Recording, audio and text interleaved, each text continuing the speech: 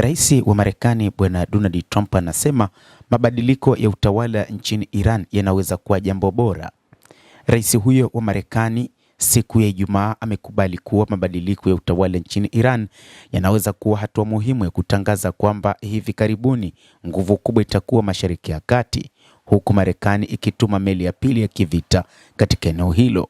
Hali hii imesababisha ongezeko la mvutano kati ya Marekani pamoja na Iran.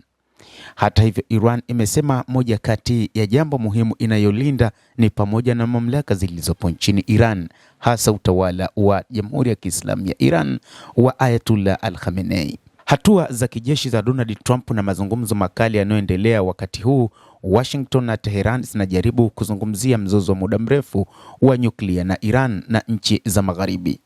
Alipoulizwa kama alitaka mabadiliko ya utawala nchini Iran, Donald Trump, rais wa Marekani, alijibu kwamba inaonekana kama hilo ndilo jambo bora zaidi ambalo linaweza kutokea, lakini alikataa kusema ni nani anayemtaka aiongoze Iran na kusema tu kuwa kuna watu, amesema rais huyo wa Marekani.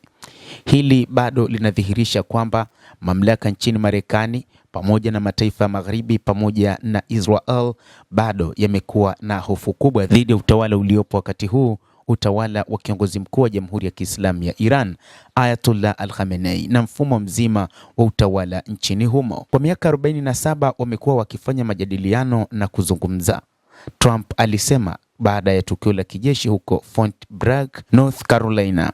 Wakati huo huo, tumepoteza maisha ya watu wengi wakati wakiendelea kufanya mazungumzo. Ghasia zilitokea na mazungumzo nayo yaliendelea. Tumekuwa tukifanya hivyo kwa muda mrefu, amesema rais wa Marekani Donald Trump.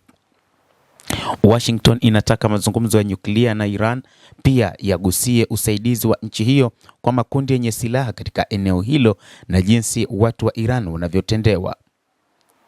Iran kwa upande wake imesema iko tayari kujadili vikwazo dhidi ya mpango wake wa nyuklia, lakini si suala lingine, na imekataa kuhusisha suala la makombora.